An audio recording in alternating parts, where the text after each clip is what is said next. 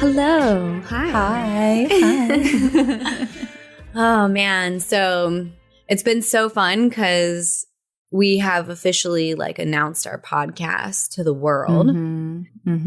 Before around this episode, we had just been recording. Now it's actually being listened to and we're getting feedback on it. And it's so exciting. So good. It's been really, really some of the feedback has blown me away, Yeah. I'm just oh my gosh, it's really resonating with some people. And that feels so good. Totally. And in that whole process, something that I've realized through what people have said to us. So please, we love hearing from you, by the way. What is the best way for people to reach out to us? Because we're getting it all over the place. So is there a preferred That's a good spot? question. Is there an inner archaeology email? That is also a good question. There might be. Wait, let me double check. There is. innerarchaeology@gmail.com. There you go. You can email us there. You can also email us if you happen to have our emails, because I know a lot of people have my work email. And DMs on Instagram. I mean, I see mine, but yeah. DMs whatever. are a little harder for me. Harder for Sarah because she's very popular. And she gets so many. And it's just hard because there's to weirdos. read them all. It's so time consuming. There's a lot of, the things that I get on DMs, especially on Facebook. Facebook's the worst. Are super random people oftentimes saying really just bonkers stuff. And I used to respond to all of them. And then I was like, you know what?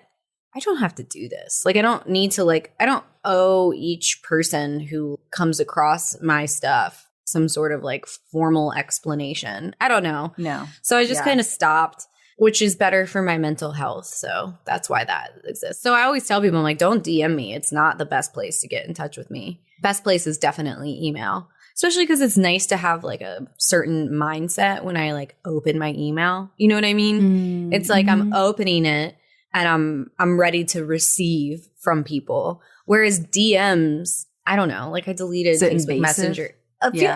Well, I'm not always prepared for what is in there. You know what I mean? I don't have the same experience, but it's a thing.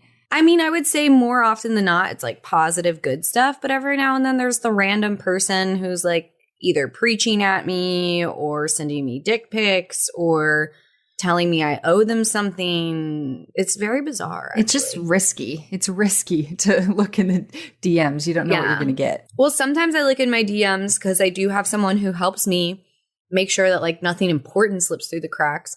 Sometimes the things I see that she sees and is somewhat assaulted by, I'm oh my gosh, I'm so sorry. You have to see this. And she always says, she's well, it's not directed at me, so it really doesn't bother me. That's what I was just going to say. Yeah. Yeah. And I'm that must be nice. That's just nice that you have somebody kind of filtering that shit for you, Well, it was something that I heard someone say that they did. And I was that's brilliant, because it really is people say things to you on the internet that I don't think they would ever say to you in real life, So I don't know. Anyway. But in hearing feedback from people, there's some things that you and I talk about and the way that we talk about things that we do kind of go over in our course, Master Your Mindset, which exists on officialsarahturner.com if you're interested in. But we set a big context for kind of the way that we communicate there, but we haven't really done that here. And I think that it might be helpful at least to kind of talk a little bit about the big one that stands out to me is how we talk about parts of ourselves, because that's a big shift in understanding and communication that's happened to me through you, through our friendship. I don't know. That's just been on my mind lately. I think it's something that would be nice to kind of give some background to. So it's fun how integrated our languaging is, that we have to consciously think oh no, not everybody talks like this, even though I talk to everybody like this. But it's actually I think it's funny that you say that, because, well, maybe I'll come back to this story, but it was funny that you say that because Ben's brother actually asked me a question at Thanksgiving where he was how do you deal? Because I talked about how I struggle with guilt. That's one of my parts of me. Right. And he was how do you deal with that? And I immediately sat there at Thanksgiving with his whole family and some of their family friends.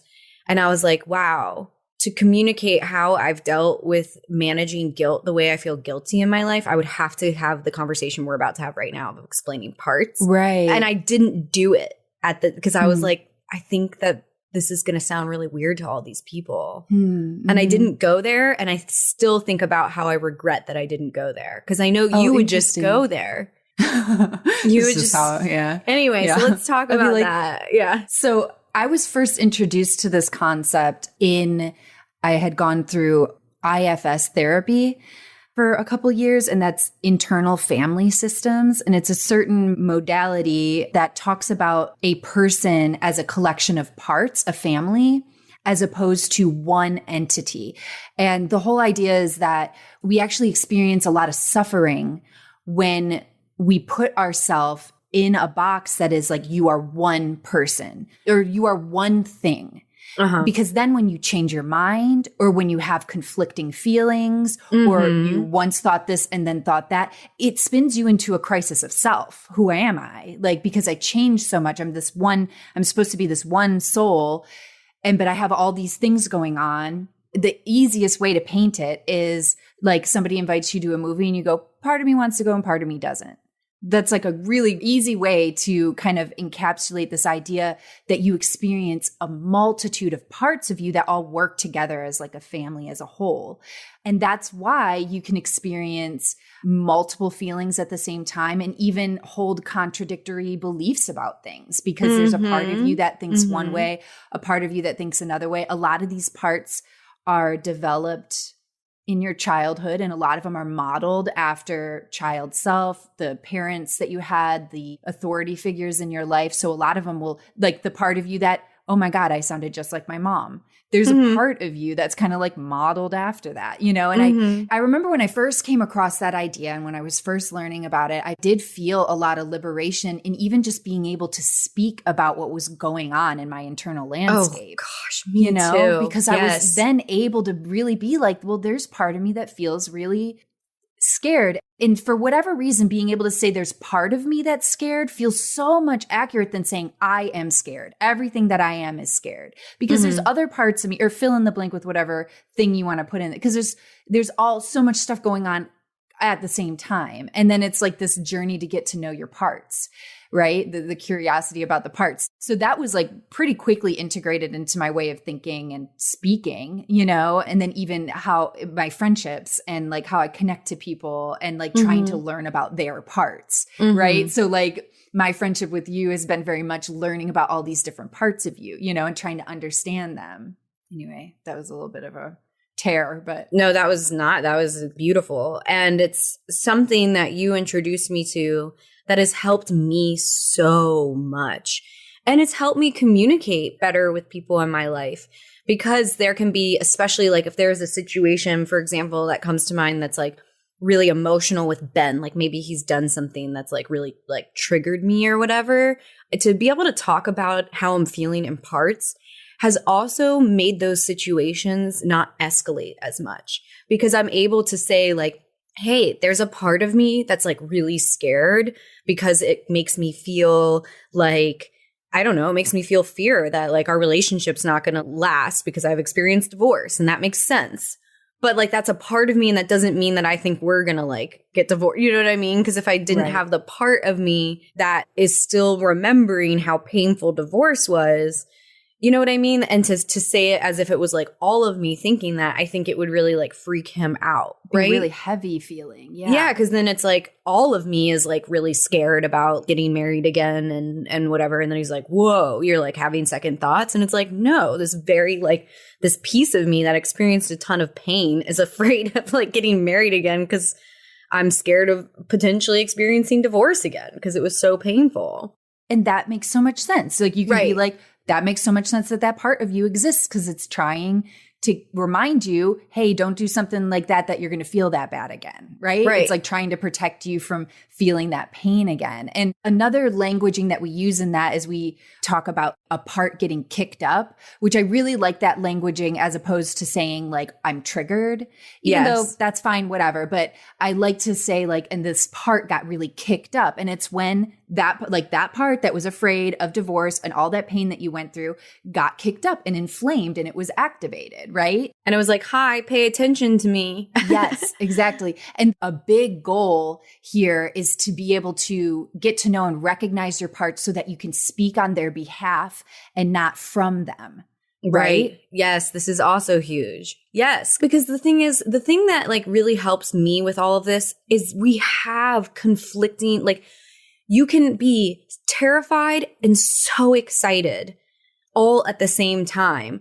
And to be able to speak about it without it being all of you and all consuming is so helpful.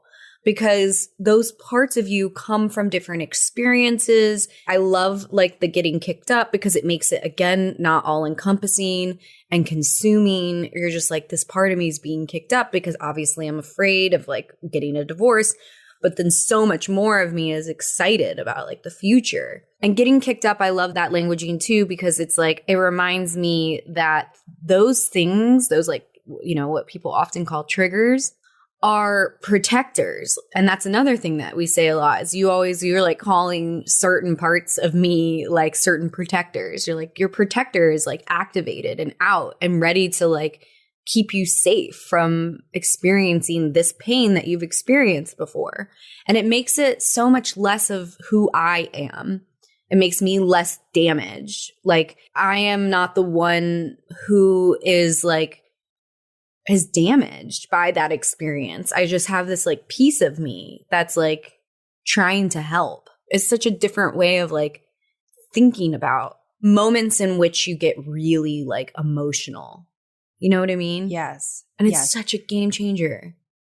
So Emily, those concepts, which I totally got from you, have helped me so much.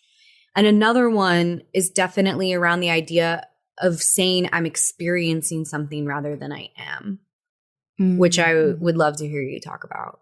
Yeah. You touched on like so many good things just there. Like how you speak, really like how you speak, especially your internal narrative has a massive effect on just like your reality, you know? Yeah, it really does. And when you're saying I am sad and defining yourself by a part that's kicked up and experiencing something right now, you speak these things over yourself. And I think it's this whole idea of like, when you're speaking these definite things to yourself, this is where your ego, and it's not ego in, I think, the sense that a lot of us like think about it, like pride. It's your ego, its purpose, my understanding, is it tries to align you with the truth of your like subconscious belief system.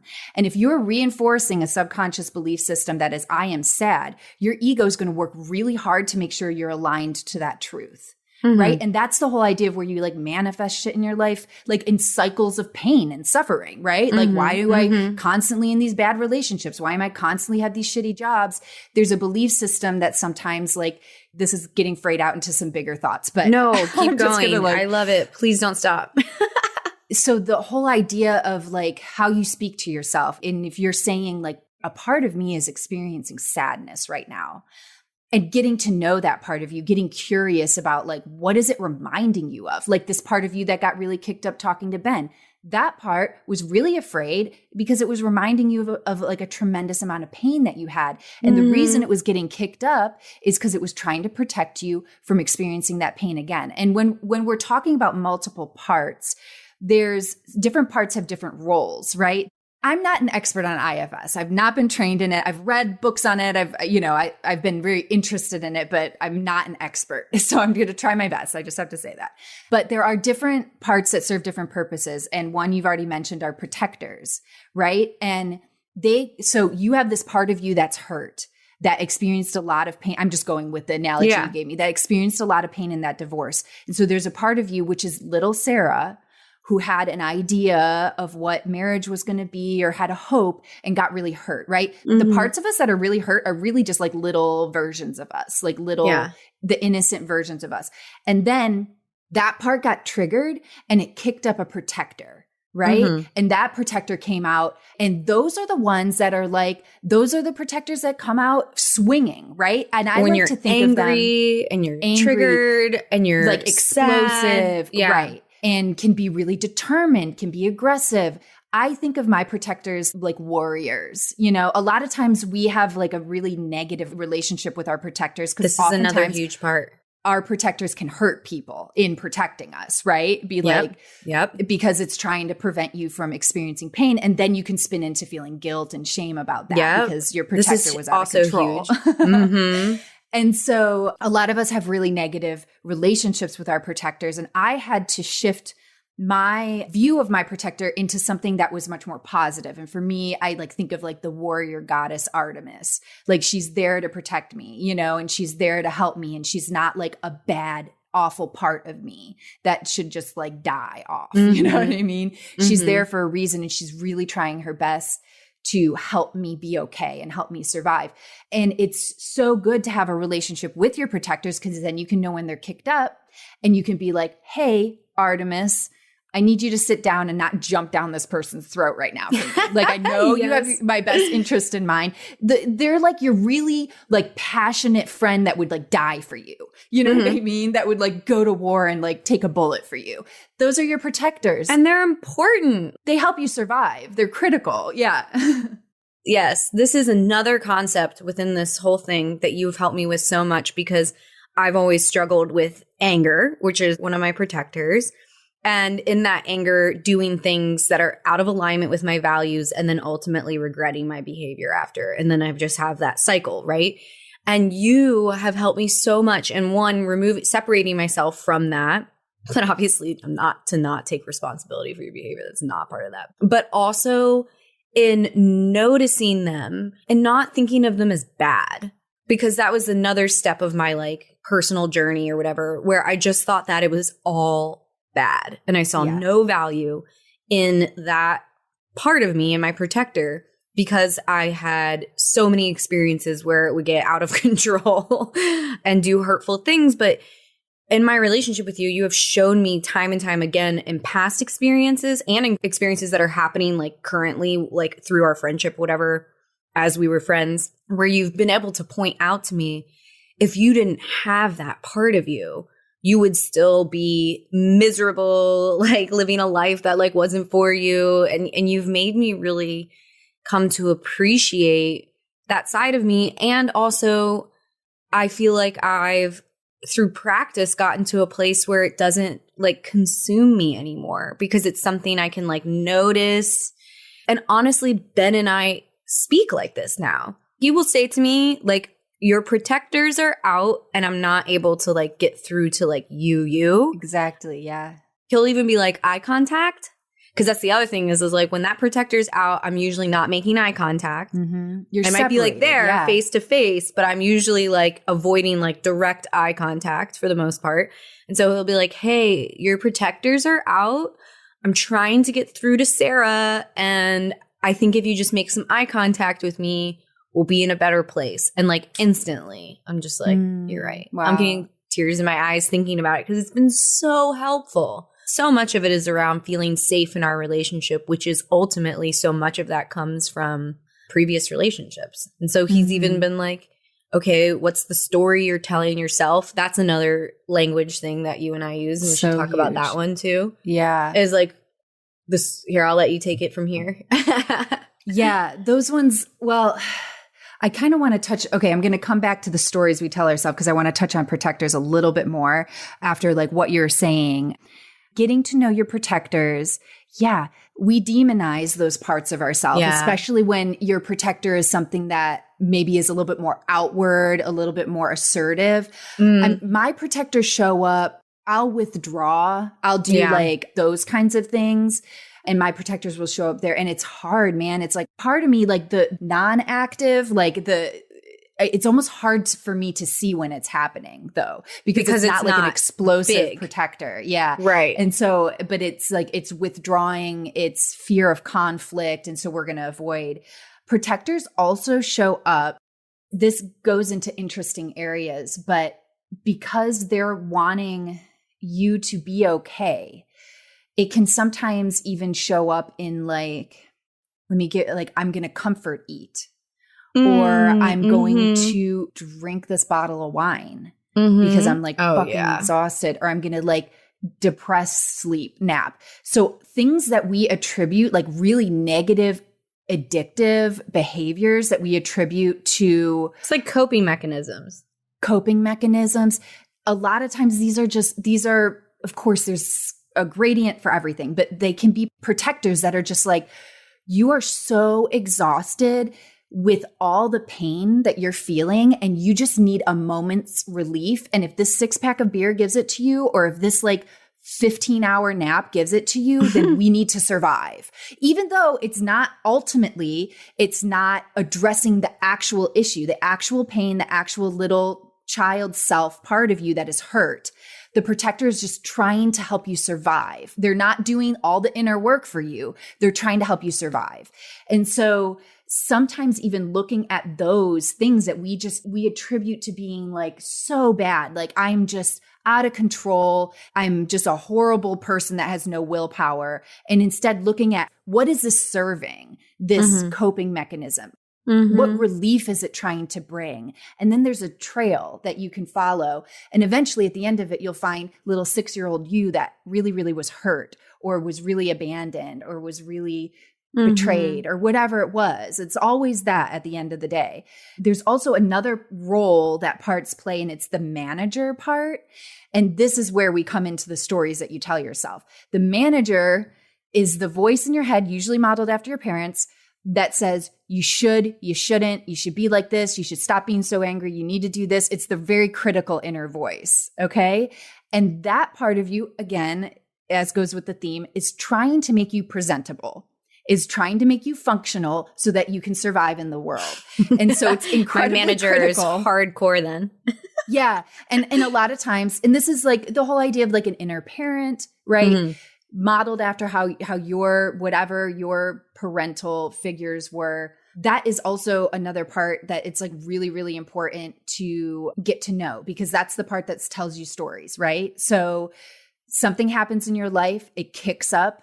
First, it kicks up a part that's hurt, a little part of you. Protector comes to the aid, right? And then you have your manager in there telling you, oh, this is what happened last time and you can't let this happen again, or else you're going to feel that pain again. And like, this is reminding us exactly of that thing that happened in your past and that was awful, and we're not fucking doing that again. So you got to jump down this guy's throat, right? And so or withdraw into like a puddle on the ground. Or withdraw and like be a possum, play dead.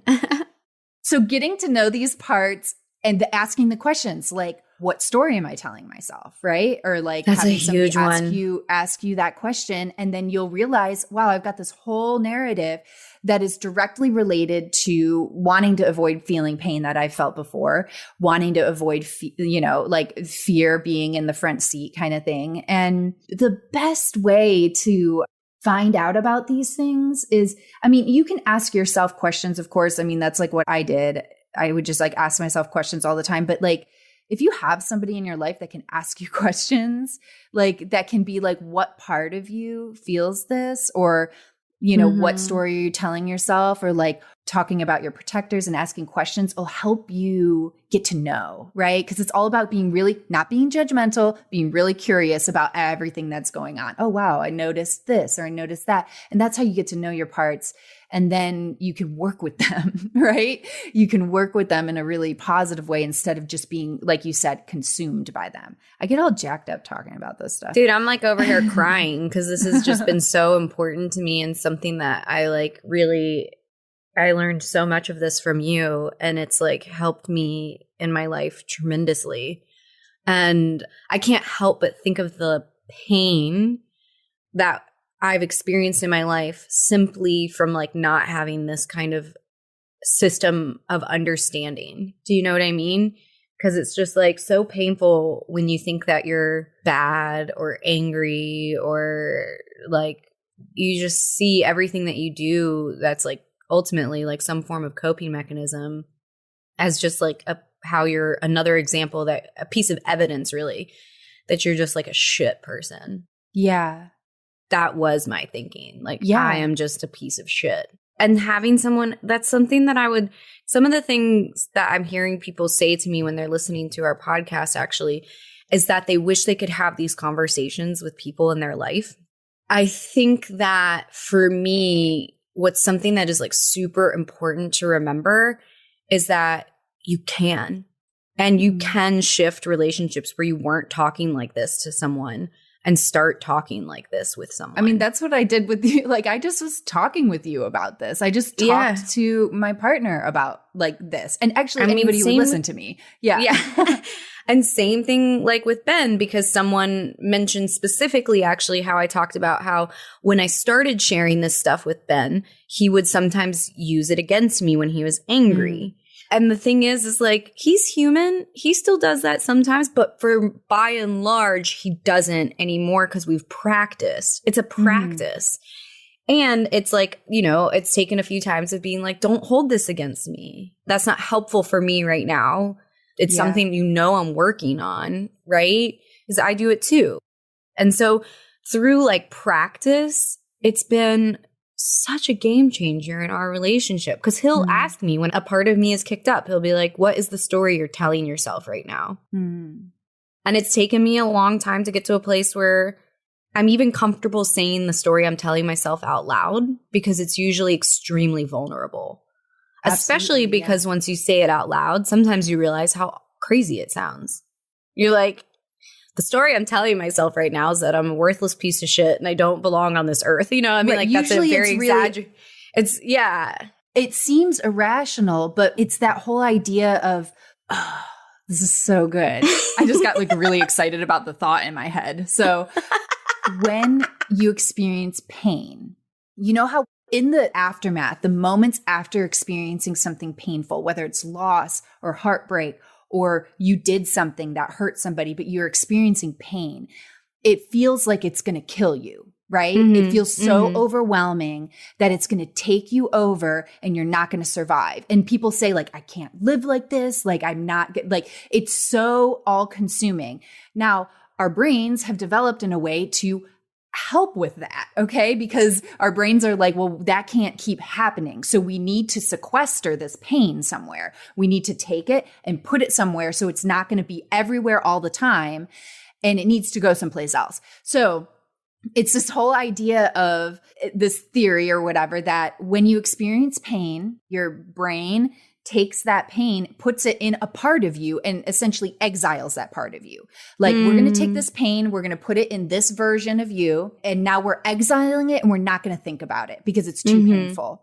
And parts of you can be exiled forever, right? Like for as long as whatever, you know, and it can just be there, exiled.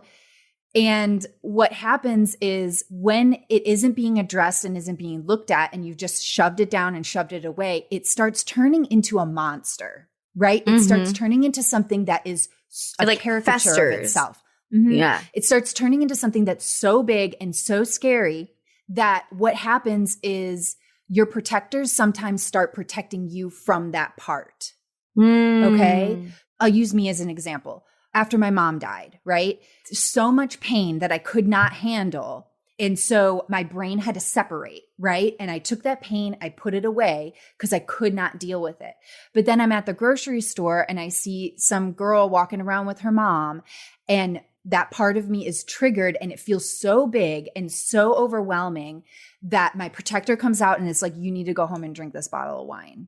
Like, you need to calm down, right? Because that was so overwhelming. And then it got to the point where it felt so big that I didn't want to, I was scared to look at it, right? My pain of losing my mother was so big that I didn't feel like I could look at it. And this is why I started going to IFS therapy, was like for this reason. The whole idea, I know people in like the self-development world or whatever, that people talk about integration, but a lot of times it's like a really abstract concept. And talking about parts really helps clarify the idea of integration. Because when you think about, there's an exiled part that you avoid at all cost, thinking about that pain, sometimes you get it gets kicked up, you get triggered, you try to cope, you try to numb that pain down, and you keep it there, right? You don't ever like look at it, right? But integration is looking at it, right? The act of integrating an exiled part is getting in a place where you're safe, recognizing your protectors that are already at the ready. Artemis already has her bow strung. She's already ready to like fight against this part that's so scary. This pain is so scary, it's going to overwhelm us. And you're ready to like look at it. And it seems like this big, scary thing. And when you shine a light on it, you see that it's just little you, like that pain. And that's going to make me cry. But that pain that feels like this big monster of me losing my mom is little 6-year-old Emily, it's little Emily that really misses mom so much and feels so much pain. And so another way to look at triggers and getting kicked up is it's not like we view it as such a negative thing. Trigger warning. Oh, I got triggered. Like, oh, you know what I mean? I know, I'm like getting kicked up. Drives me it's nuts. negative. And when you think of it this way, and this is another languaging that we use and that I like to use a lot, is I ask like, what's trying to get your attention? Yes, I love that. Right?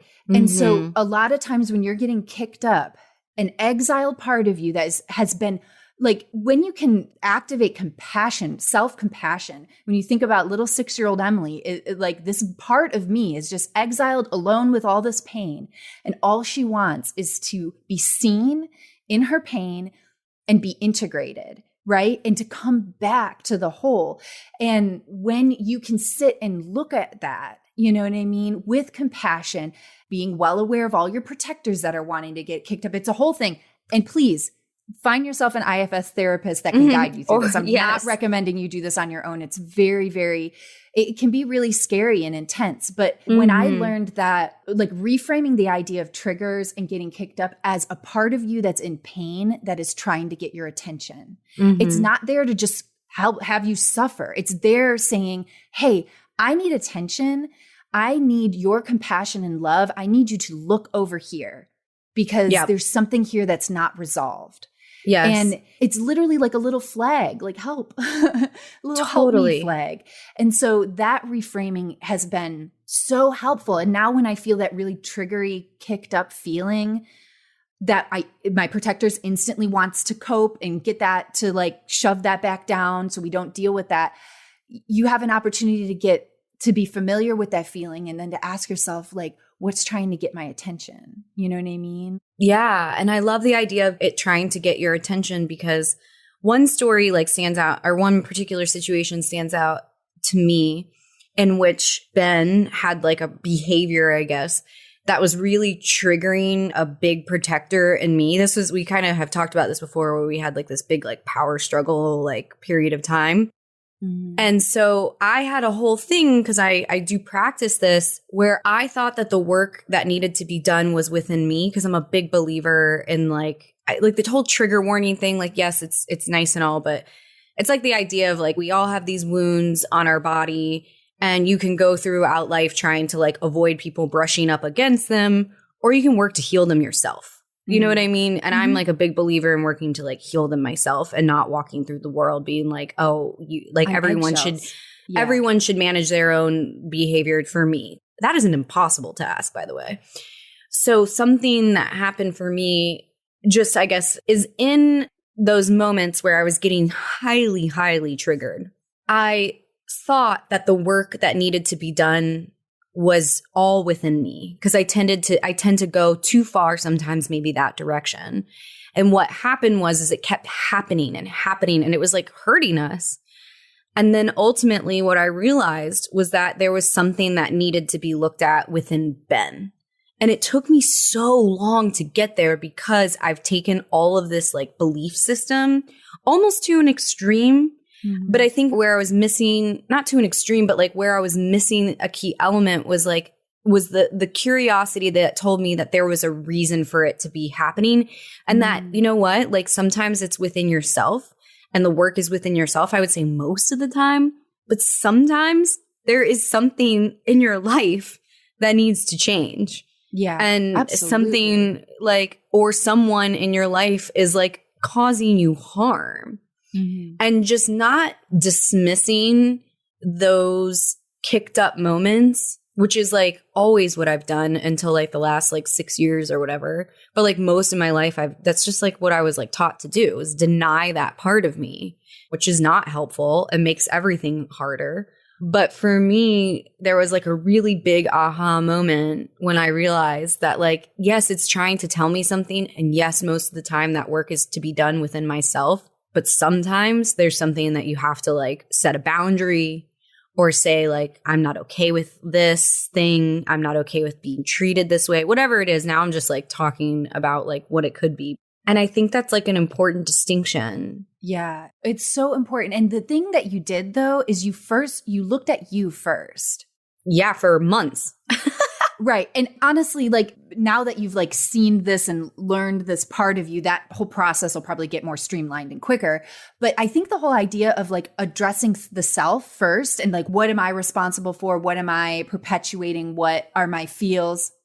And then getting really clear on like where that line is. And then you can have actually like probably a much more productive conversation with whoever it is, because you've done your own work and you're not transferring or blaming them for stuff that's actually like your things to do, you know? So like, Totally. I think that stuff gets like more streamlined. And I think that's like hugely important because like people sometimes do shitty things to you and boundaries are like like critical, so critical, you know? I kind of wanted, because like, I feel like I've talked really abstract and you've given more concrete examples. I kind of want to give like as best I can, like a concrete example of this process. Does that sound good? For sure. Okay. Yeah. One thing that keeps coming to my mind though, real quick, because it's not a long thought and I want to like say it because it's like there. We both really love Esther Perel. She's like a therapist, I guess, like a couples therapist who's now like written a few books. She's brilliant. And one of the things that she talks about is like why people cheat. Mm-hmm. And that's her big thing. Yeah. I've never heard her talk about like this system, the family, whatever. Other people, I've heard other people talk about like thinking of yourself in parts without naming this system that you name. I don't even know what it's called. IFS. But she says that what happens is people usually cheat, because that's like what she works with exclusively, are couples who are like in crisis from cheating. It's because they find someone where they are allowed to express a part of themselves that has been suppressed for so long. Mm-hmm. And like that not resonates with me, but like I often think about it. And I've even like asked Ben, I'm like, what are parts of yourself that you don't express as often because of the dynamic of our relationship? And he asks me that too. Whoa. And it's like a really interesting thing to think about. Yeah. Because you take on, maybe this was more of a tangent, sorry. You take on like a certain role, and this kind of gets into the whole thing about like personality being contextual. Sorry, I fucked up. No, let's go there. No. I thought that was going to be like a contained thought, but it's like, let's go runaway thought. Because that is true. Like when you realize that you have parts of yourself, you start to notice like, or really it's easy to see how our personality is contextual. You act differently in front of different people. Your parents, I feel like, are an obvious one. Like how I act in front of my parents is like not completely different, but very different from how I act in front of you. Or definitely different from a romantic partner like Ben. Mm-hmm. Like, you know, you're not going to like, it's just not going to be the same. And it makes sense. It's not like you're being inauthentic or anything. It's just that you are like, certain parts of yourself are more comfortable in the way that the person you're interacting with like exists. Like if you have a judgmental friend, you might hold back parts of yourself, you know, that they're going to judge. And you might actually even engage in like judgy talk with somebody. Yeah. Oh, I definitely like adapt based on who is with me. Depending on the tribe you're in, you're going to this is a survival mechanism, right? You got to look like your tribe. You got to adjust to that. And I do think that sometimes it can be in an extreme level of like, wow, I've changed so much that now when I go back home for Christmas, I feel so inauthentic to who I am, right? Oh, and there is this— That's me for the longest time, and I would be mad at them for that. Putting you back in the box that— But it's not like that. That's not what they're trying to do. That's not— no one's trying to do that. And then I do feel like people can swing to the other extreme and be almost invasively authentic, aggressively authentic. This is who I am. Fuck you. Right. There's some kind of like nice balance. And this comes with like self-actualization, right? Like knowing yourself and being really comfortable and familiar with yourself enough that you can show up in this meeting or this gathering as a very, very consciously as certain parts of you, because you feel like this is going to work best. This is where you're going to feel comfortable. Other people are going to feel comfortable, and you feel authentic because you are consciously aware of how you're showing up. And I think that that's really important. I've had to do that. There are certain circumstances that I know I can't go in full Emily. Like I just like, because that would create. And that's okay. Yes. Right. That would create probably a lot of distress for these people that I'm around. They're not ready for that. They're not asking for that. They don't want that. And so this is me loving them, is I'm going to show up in a way that I'm going to be, and because I'm consciously choosing to do this, it doesn't feel repressive to me. There has been areas that it has felt repressive. And if it's feeling like it's repressive, you need to not go there. Right. Right. And then I go, and almost every time I give myself my little window to like push on something, right? Or to poke something, just, you know, challenge something. But I try to be, you know, as like loving and compassionate as I can be, because there's a lot of times people aren't ready for the full situation. But yeah, that's a really great point, that how we, our personality, like how we show up with different parts of ourselves depending on the environment. Yeah. And it's something that has, because I think we all can relate to the feeling of having different types of friends, and even having like some friends where you feel more comfortable with or more yourself with. And it's this, right? For me, the more of the closeness I feel with a friend is created by how much of myself I feel like I can comfortably show. So like with you and Ben are probably the only two people in this world, truly, where I am wholly me, right? And so I think that understanding all of this has helped me be a better friend, because I'm not as, I don't know, disappointed or angry or frustrated with a friend because I don't feel the same way I feel with like you or Ben because of all of this, because I feel like it's just so much more, it just makes more sense to me. And instead, what it's done for me is I find myself, especially lately, thinking about like, what can I do to create a space where my friends feel like they can be more of themselves? Because it's interesting, as I've started thinking about that, so that they can show parts of themselves. I've seen in like friendships I have right now, actually, like one friend in particular comes to mind. I can tell that she doesn't show me parts of herself, I think because of fear of judgment. Yeah. And so I've just tried. I mean, instead of being like offended that I can tell she like hides things from me, which I think a younger version of myself would be like hurt by that. I just am like, I feel like I can more clearly see that something in her life, and I may not know what it, and I probably don't know what it is, really protects herself from like being judged. Yeah. And so my part then, if I want to get closer to this friend, which I do, is to try and create an environment in which she doesn't feel judged by me, because I really don't judge her, but I can see her like holding back or eliminating pieces of a story. And I'm just like starting to, at least this was what I think is going on. I could be like, I mean, who knows? Maybe I'm way off. I don't think I am though. This whole concept has like spilled out and had so many different, like it's manifested in so many different ways, and going home for Christmas and not feeling mad at myself for not being who I am when I'm with you, with my family. You know what I mean? Because I used to be really like angry and disappointed that I couldn't be that. And then I think where like growth has happened is in realizing that like that's okay. Yeah. I don't have to be like full blown Sarah. Right. It's this whole idea of like offering a safe place for full-blown Sarah, right? And your family might not be able to do that or wanting to do that. And that's like, that's okay, you know?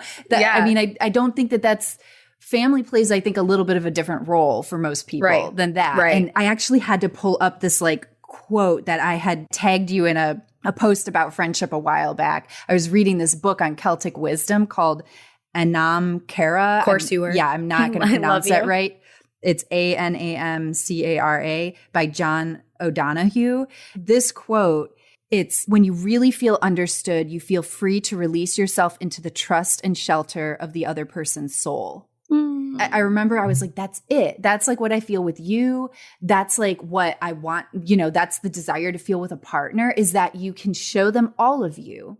even the like messy parts, the scary parts, the parts you don't really understand yet that you're still working on, and have them say, I see you, I understand you, and I love you. That's all we want, right? And it's like, I think that awareness that you have around trying to offer that to the people, you know what I mean? Trying to like offer them a space of feeling understood, right? And I think that's huge. I mean, that's what I try to do. And I feel like I've had such amazing conversations and encounters with people who are like, I don't know how many times I've talked with somebody who they've been like, I've never said this to another person. Like, but I feel like I can say you it have to that you. effect. I feel like I can say it to you because I feel like you like literally don't judge me at all. I'm like, because I don't, you know? But I feel like they're these treasures. Like I get to hold these treasures with somebody, and I get to see, like, if I could say like one thing that drives me just like in my life, it's that feeling. It's being with another person, creating an environment for them in which they feel safe enough and seen and held and not judged, where they can say, do you want to look at this thing with me? It's like scary and I don't really understand it. Yes. Do you want to look at this with me? And will you still love me? And it's just like when people do that, when it's like this, the most beautiful, innocent, childlike, and it's everything to me. And I'm just like, yes, I will look at that. I will hold that with you, you know? This is so important because this is actually the thing. This is it. Because what I'm hearing people say when they hear us talk, and the feedback I've gotten is they're like, wow, I wish I had that in someone else. But where it starts is in providing it first. Yes, absolutely. That is where it starts. You being the friend. And then people will see in you that you are doing this for them. And then they will reciprocate. I mean, not everyone, obviously, but that has been my experience with Ben, because this is like, I don't know, like early on in our relationship, you know, he held things against me and he like really just doesn't do that anymore. But I think it's because in like having these conversations, he's adopted everything that we've talked about so far today. And as you adopt it, and the thing is it takes time to practice because it's new. And it's also, not only is it new, but sometimes it feels awkward. Sometimes you feel silly. Like I know I've talked about some of this stuff with like one of my sisters, and she's like, oh my gosh, don't you feel like embarrassed? And I'm like, embarrassed? Like, yeah, I can see, because it's awkward. It's vulnerable, super vulnerable. It kind of goes against so much of what a lot of people have been raised to like believe is like a great way to show up in the world, which is like, I've got my shit together. Yeah, that's your manager. You hide the messy parts of yourself so that people won't think you're a train wreck. I should be like this. I should be like that. Do this. Don't do that. Yeah. But life is just so much more fulfilling when you have these connections where you're like, I don't know, more curious. Really, the key thing is being curious, which is harder to do with family because you think you know them, but you don't. Being curious and working really hard to push back on being judgmental. Like those, I think, are like the two starting points. Yeah. Is like showing up in your life with curiosity and trying so hard not to judge the people, like, especially when they're sharing their ugly parts of themselves. Like, yeah. And oftentimes judgment usually comes from, you have an internal judgment of yourself. Like I've got a good example of that. I remember years and years ago, probably before I even met you, this was like in the early days when people were first starting to post selfies on like Instagram. Oh gosh, selfies were so weird. So weird. And I remember I had a friend who would post these selfies and they would be really like emotional and like, and I felt like they were really dramatic. And I remember like she would post them and I would get kicked up. There was a part of me that felt really judgmental. It was like kicked up. And I was like, why does this bother me so much? And now I could have just unfollowed her and not dealt with it. I could have just been like, okay, whatever. This is not my thing. But I got curious. I was like, what is the deal? I really like this person. So why is them being honest and posting selfies and talking about their whatever triggering for me? And when I explored that, I had my curiosity, I explored that, and I realized that I didn't believe that I deserved or was allowed. I didn't allow myself or give myself permission to be vulnerable like that, especially on social media, let alone like in real life. And so I realized my judgment of her was just my judgment of myself. It actually had nothing to do with her. She was just reminding me of a judgment I have to myself. So whenever you're feeling judgy towards somebody, that's like that whole opportunity. And we talk about this in Master Your Mindset, but it's like that mirror. That person is mirroring probably something that you're judging in yourself or repressing in yourself. This is so important because as I've like practiced all this stuff, what I have come to see, I used to kind of move through life seeking differences in myself and other people, right? Like this comparing, contrasting, mostly contrasting thing. And as I've practiced all of this, what happens more is I see similarities. You know what I mean? And the thing is like, I don't know, just so much of like the judgment or even like things like you get frustrated with people in your life for. Sometimes I'll ask myself, like, have you never done that yourself? And usually the answer is I've always done that thing that's like frustrating the hell out of me. I've absolutely participated in like whatever that thing is, you know? Yeah. It just, I don't know. That has also helped. And it's also helped me bring in more like humor into all of this because that is so helpful. Mm-hmm. Humor is like, I don't know, just such a wonderful, beautiful tool for making all of this less heavy because it's so easy for it to get real heavy. Yeah, real such heavy. A good way. It's such a good way to like digest. I actually have a really interesting relationship with like specifically comedians, but also across the board, like even in film and music. I have a really interesting relationship with humor in that way that I feel like it's evolved and changed in a lot. But I do feel like I, at one point in time, held a lot of judgment towards humor. Humor, I know. And it's shifted. It's shifted in a big way. But anyway, that's a tangent. We could probably have a whole episode on humor. Yeah, that is definite. People definitely have like, we've touched on this a little bit where like, I know that I use it big time. And for example, I have one of my sisters, she's like, does not like how it's used in our family. Yeah. And it causes her a lot of pain, actually. There's nuances to everything, right? Yeah, I'm just really glad that we got a chance to kind of talk through like some of these concepts of like the parts of us. I mean, when you and I have conversations, it's like, and it is funny because you're so much more comfortable at just like kind of existing in this space. Whereas bringing it back to that Thanksgiving dinner, he genuinely, I could see on his face, because we were laughing about how I feel guilty because I overextend myself. And it's such an Enneagram 2 thing to do, to like overextend yourself and then feel like slightly resentful that you're like doing all this stuff for someone. And they don't appreciate it. But really it's your fault. Yeah, because you've like way overextended your outside of like what you really like. You don't understand your own like capacity, really. I keep thinking about it because I'm kind of, disappointed is too strong, but it felt like a missed opportunity to have a really beautiful conversation. But for whatever reason, I didn't feel comfortable digging into it like at Thanksgiving dinner with all these people. At the table with all the people. And that makes so much sense. The question he was asking was like everything we just talked about, where he was like, wait a second. So how have you, I said something along the lines of like, I've completely transformed my relationship with guilt, but it took a lot of practice. And he was like, how? And I was like, oh, shit.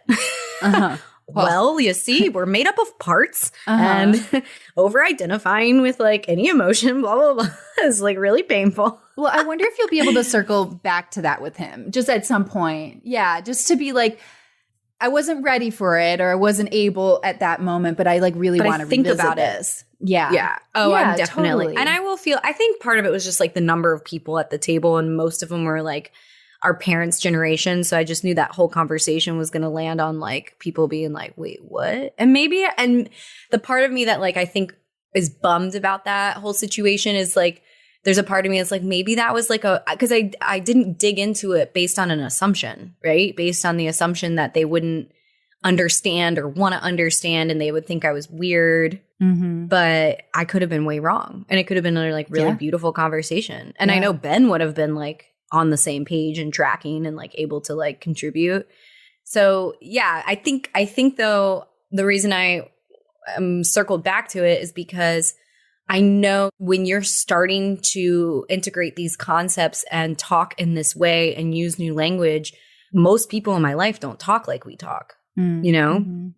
And it can feel isolating and awkward and weird and uncomfortable, but it really just starts with like pushing beyond that, I think, and saying like, because I've started having these conversations with my sisters and they've turned into the most beautiful like conversations. So I would just want to encourage anyone who's like hearing this and thinking, oh, I wish I had someone to talk to about this with and like this with, like you do. It can be the people who already exist in your life who didn't talk this way before or previously. And through like just trying to shift the conversation. Yeah. The best way to do that is to start like asking questions to the people in your life. Like just start asking. Now there are certain people that they're like actual like energy vampires and they will like suck the life out of you. Small doses with those ones. But like the most people, like by getting really curious and asking them questions, they're going to start feeling really seen. And then usually what happens is they're like, okay, I've been seen enough. And they're going to want to switch that over to you. Wait, let me ask about you. And it starts this back and forth. It starts the conversation. It starts the really curious, like getting to know, but like suspending all judgment and just having love and compassion for each other. And it's like, just start asking questions or whatever. Make them listen to this episode. The thing is again, it's easy to fall in the trap of thinking that one, it can't happen because you've had so many years or whatever of communicating a particular way. But just think about, like, this is something I think about that helps me with that, is if I feel like someone in my life, and a big one would be my parents, just to give this like image. If I feel like there are people in my life who aren't curious to know me as I am today, instead of being like angry and hurt and upset by that, which I've spent so many years doing, I just try and remind myself that if I'm feeling that way, they must be feeling that way too. And the best thing I can do, and that's like what I'm currently working on right now with mostly family, is being more curious about them and trying so hard. And it's actually really hard because I realize constantly that I have all these perceptions around who I think they are, that I'm like, it's so hard because my body feels so sure that I know the answer to questions or something. Like, you know, I just feel like my assumptions are right. But if I feel like they make assumptions about me that are inaccurate, like surely I am doing the same thing to them. And so instead of trying to force feed personal development down people's throats, which is something I've tried to do. Been there, done that. It doesn't work.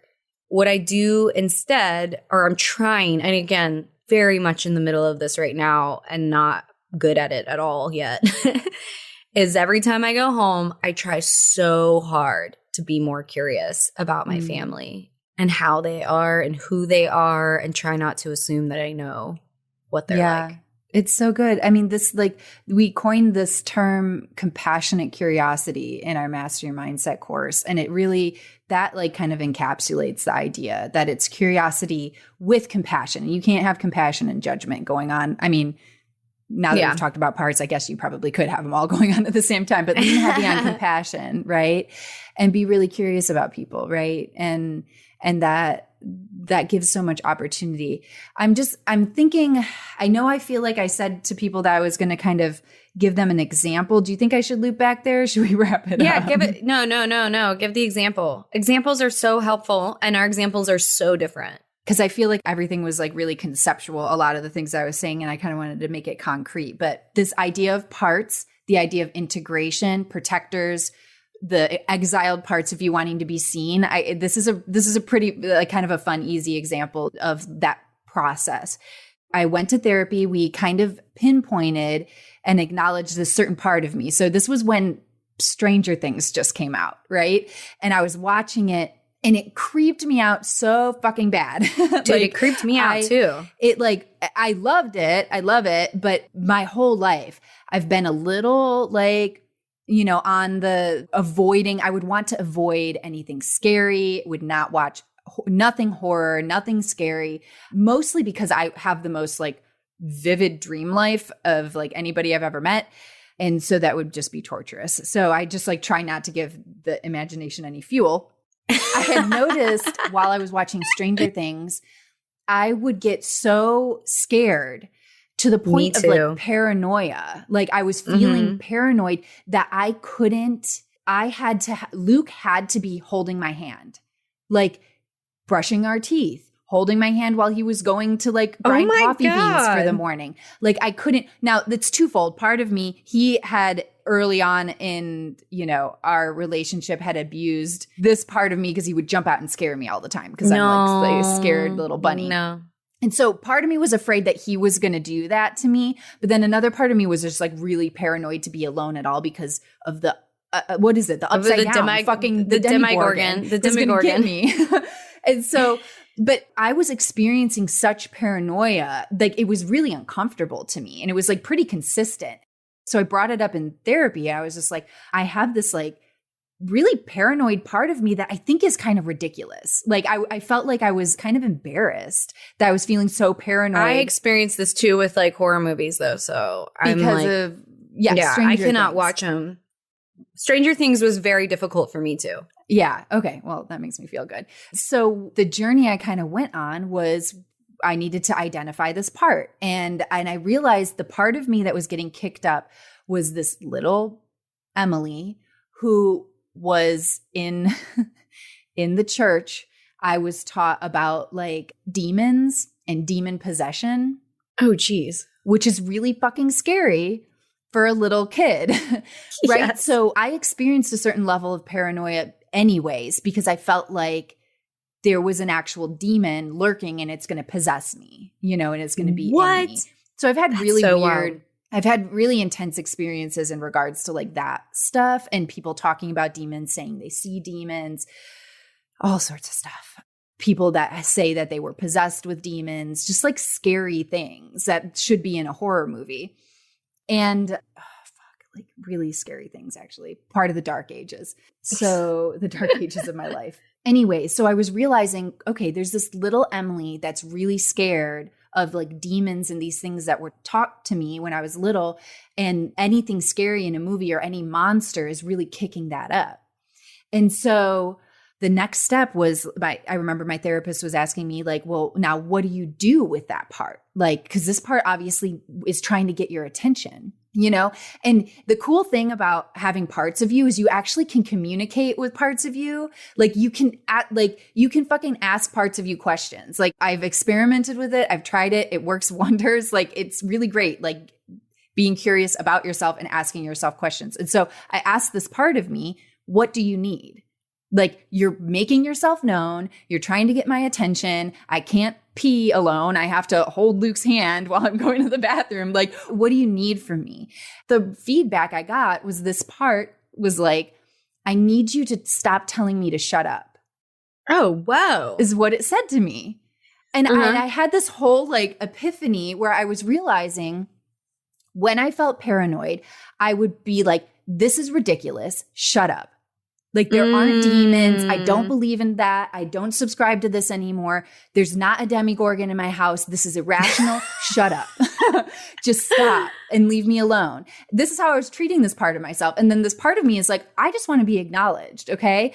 I'm afraid for a good reason because we were taught about demons when we were little. And I just want you to stop telling me to shut up. And so I literally, like, it was like the next episode, I was going to practice this. Me and my therapist are like, okay, well, next time you feel paranoid, we're going to practice this.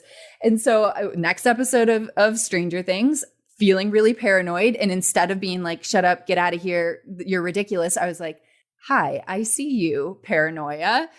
You are here for a good reason and we're going to be okay.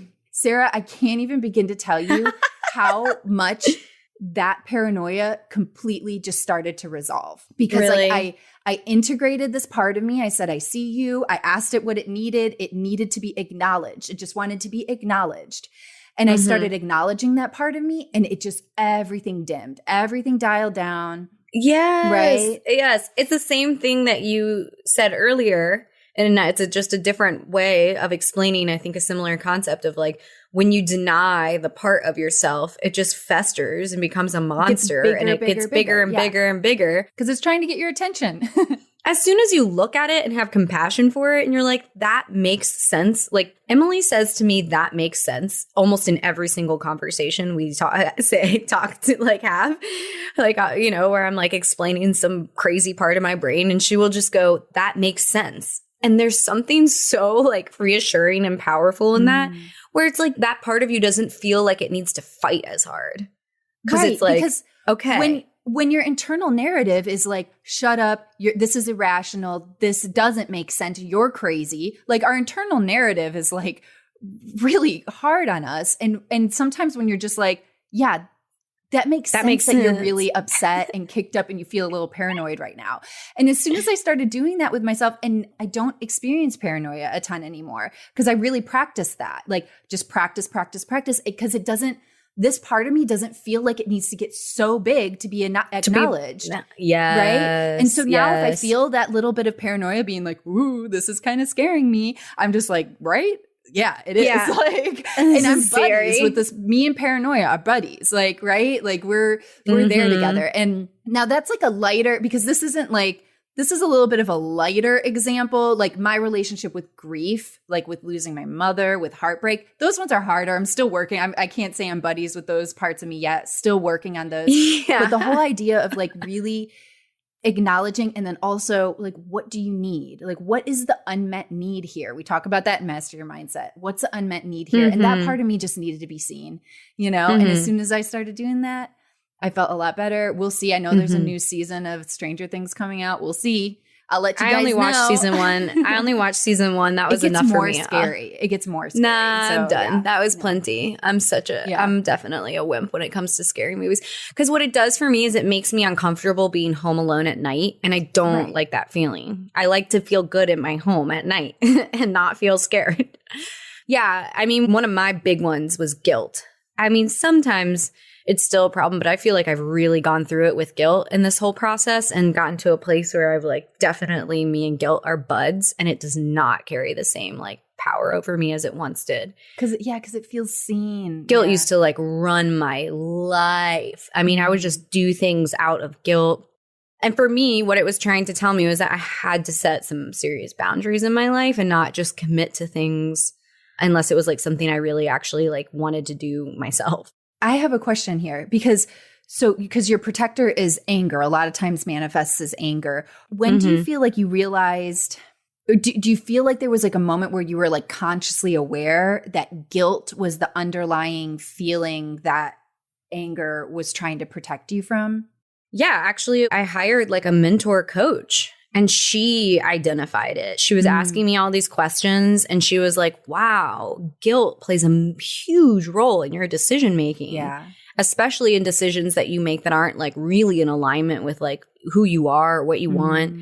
And she was like, was guilt used as a motivator? And like, that's something like my family did. I don't like seriously not trying to cause any harm, but just trying to like guilt someone into doing something like, oh, come with me to the movies tonight. And you're like, no, I'm not really feeling up for it. And they'd be like, oh, come on. You know what I mean? And just try to like say things to intentionally make you, but I'm leaving town and you're not going to see me until next Christmas. And it's our only night, last night together. You know what I mean? Like that kind of stuff, which I don't know. It's just like, it really became my relationship with guilt is like, and the transformation I've experienced around it through everything that we've talked about has made me like lighter in my body and in my life. Like I just don't. And when it shows up, because this has been like a practice now for like 3 years, me with guilt, like it took me a long time. When it shows up, I'm just like, hey, guilt. Like I just don't make decisions based in guilt anymore. I really don't. Right.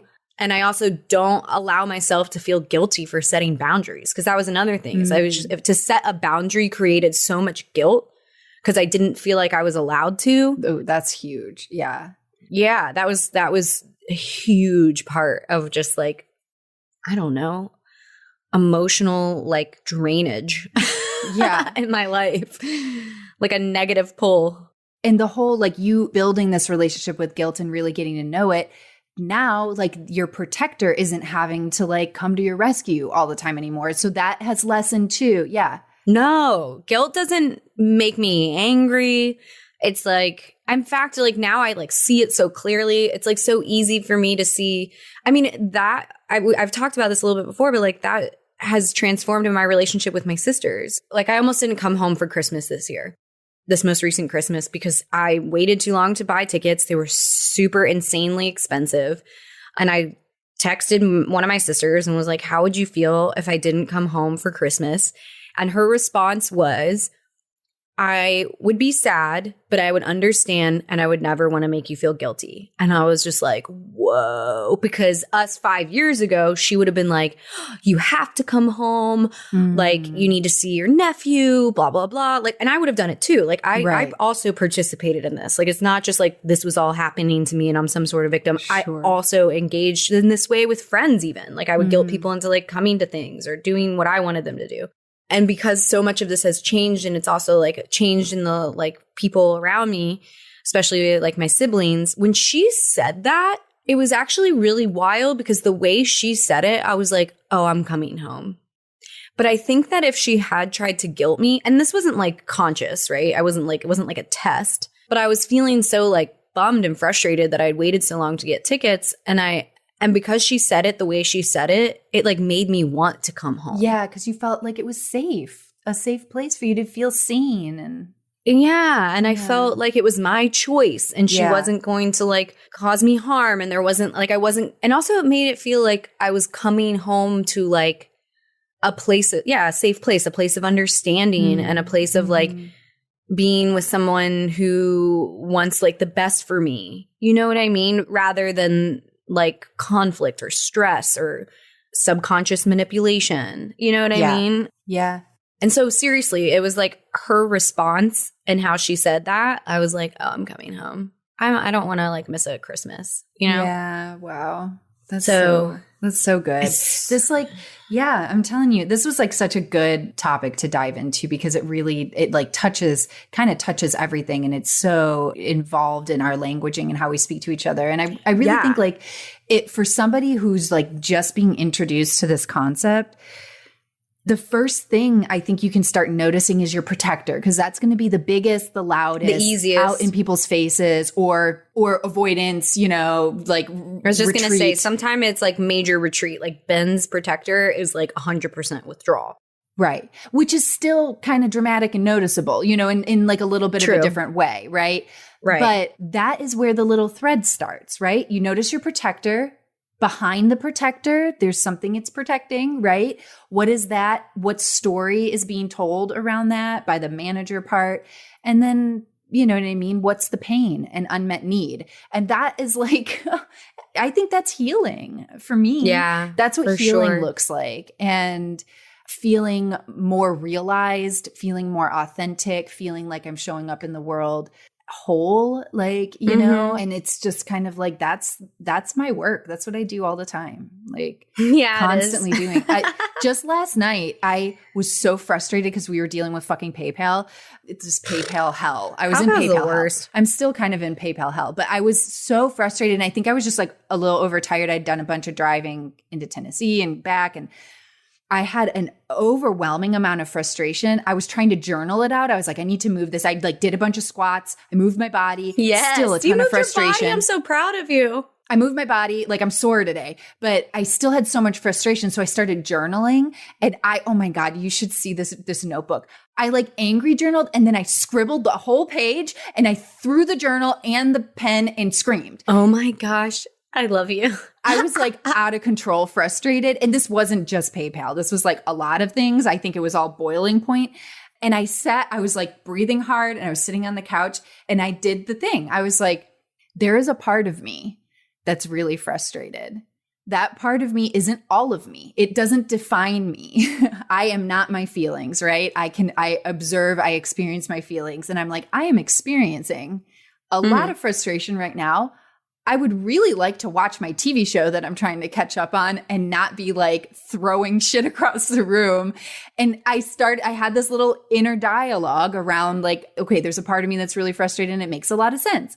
And I just came down. It like helped me come all the way down, and I was able to watch my show, and it was fine. But yeah, just last night, it's the thing. It's the thing. It just happens. Yeah. It's a practice. And when you do it, it gets easier. One thing that reminded me of is because you talk about like, because when you're in it and like it becomes the thing you not necessarily default to, but after you practice it enough, it does become the thing you rely on because it feels better ultimately when you go through all that, because it doesn't feel great to be like stuck in chaos. Right.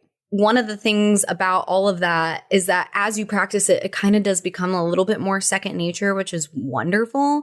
And for when I have moments of like when I am my most like sad, upset, anxious, depressed, like the darkest moments, all of this work, what it's taught me is it is so incredibly important to just be an observer of your thoughts, because when I get in those places, what I have noticed is that my thoughts are like turn on fucking autopilot, and they're always the same. Like I have the exact same self-deprecating thoughts when I'm in that place. And now when I get to that place, which is like so much less frequent because of all of this, but when it does happen, I'm not as consumed by those thoughts. I'm so much more readily able to see, oh, interesting.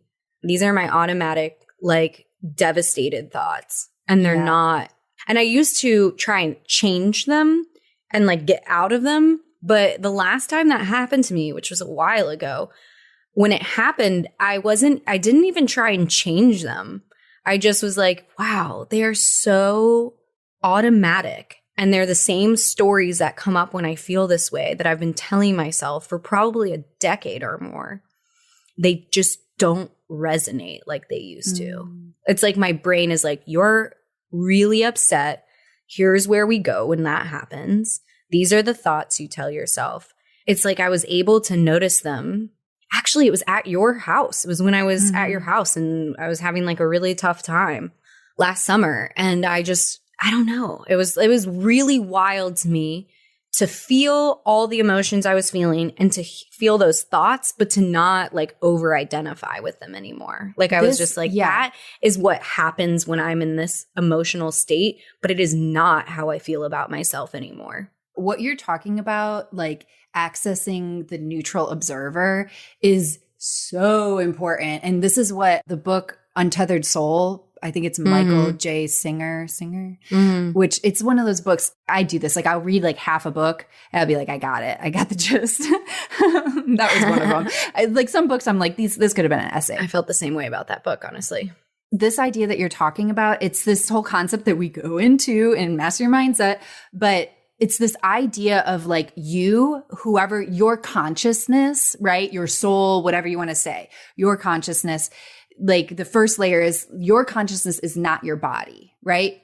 Your body changes. It's one body when you're born and you have a different body when you are like a teenager. It grows and it changes, and your consciousness is not your body, right? So it's your consciousness is not the pain that your body feels or the pleasure your body feels. You can experience that. And then the next layer is, and my dog's barking at stuff. It's okay. This is life. Yeah, she's like a big scary doodle, burn-a-doodle. Yeah. The next layer is your feelings. And that's the big one for me, because like my feelings can sometimes feel so all-consuming. Some people can feel more heavy on like thoughts. Some people can feel more heavy on feelings. But your feelings, your consciousness, you are not your feelings. You experience your feelings. And you can separate yourself from your feelings like you were describing and observe, wow, I'm feeling really fucking sad and really self-deprecating right now. And look at all these feelings that are happening. It feels like this is going to last forever. And you can observe that. Wow, I'm experiencing something really big, like the frustration I was experiencing last night. Right. I got into observer mode and I was like, I am experiencing a lot of frustration right now. I am not frustration. I'm experiencing. And then your thoughts, same deal. To observe. And this is what meditative practices are. You observe your thoughts. It's not about changing your thoughts or stopping your thoughts. It's about observing them from this neutral observer place where you can just see them float by. Wow, look at all these thoughts I have. And then you can start noticing patterns and getting really, really informed about all this like automatic subconscious stuff that you've got going through, you know? Totally. It's such a game changer, and it doesn't happen overnight. And it takes practice, and it definitely helps. It definitely helps to like go through it with people, and they can be the people in your life, like truly. We always we mention master your mindset, but we don't really we haven't dug into it a little bit. But I think it's a good place to end, actually, is Emily and I last year, I actually was looking at through Instagram or something, and we released it like a year ago. Oh, did we really? Yeah, because it was like right around your birthday, and your birthday's coming up. And I was like, oh my gosh. Yeah. So it's like been a full year. That's wild. I was like, oh, wow, every year we like create something new. What's next year? No, just Hell kidding. yeah. This is it. But Master Your Mindset is a course we created around so much of what we're talking about. And it is a little like a bit of a conversation because those are super helpful to pull insights from. And it's always interesting how some people like, pull some from your stories and some people pull from my stories because we all relate to different things. But Master Your Mindset like has a framework of like understanding this verbiage, understanding ways that you can implement things in your life on a day-to-day basis. It has practices, it has meditations, it has journal prompts. It is all of this, but with action. And so I just want to say that if any of this like sounds like something you want to integrate into your life, that is a really good place to start. Because quite frankly, I have done, and you have done, so much personal development, read so many personal development books. I've, even taken courses and stuff like that. And we created this because it felt like what was like missing and what exists. Quite frankly, I've never found anything like what we created at Master Your Mindset. I mean, like that's why we created it, to kind of take these concepts and make them something that you experience and integrate and can practice more quickly than how we did it. Shit. Yeah. Shooting in the dark. God damn. If we can help you skip the years it took us, skip some steps. This is the point of it all, really. I mean, it really is. Like, I felt like I hacked through the jungle of my subconscious with a machete, and I'm hoping to have made a bit of a path for y'all to and then you can work on your stuff and teach other people your things and go farther. Like, that's the whole thing. That's why we share, right? Yeah. That's why we share this stuff. And then it happens within your family and your friends, and it's the ripple is so good.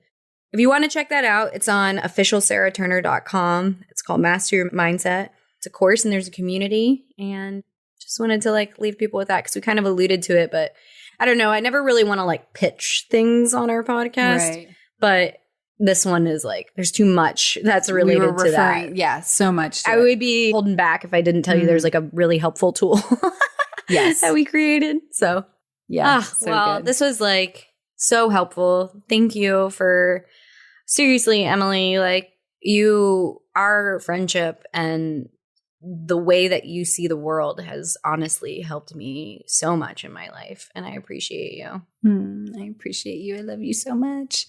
This felt really good to talk about.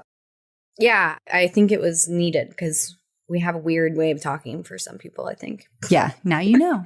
Now you guys are all caught up to speed. That we're weird and we have multiple personality disorders. And they talk to each other. It's great.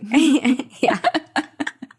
It is funny. I think I described this all to my mom once, and she was like, this sounds like multiple personality disorder. And I was like, valid. Yeah. That makes sense. That's probably multiple personality disorder is probably a coping mechanism that's really just trying to get all your parts are trying to get their attention. Trying to talk to you. Oh my God. All right. Well, we would love to hear from you guys. Yes. Please, please, please keep it coming. Your insights and epiphanies mean so much to us. So yes. Love that. Right. So much. Yeah. And tell us what you want to hear. Because sometimes I feel like people ask for things that I'm like, oh, I didn't even think about touching on that. Yeah. Shoot those our way. innerarchaeology@gmail.com. No period or anything? No. All one word? All just all lowercase, smushed together. Yep. Smushes. All right. Bye, guys. Bye.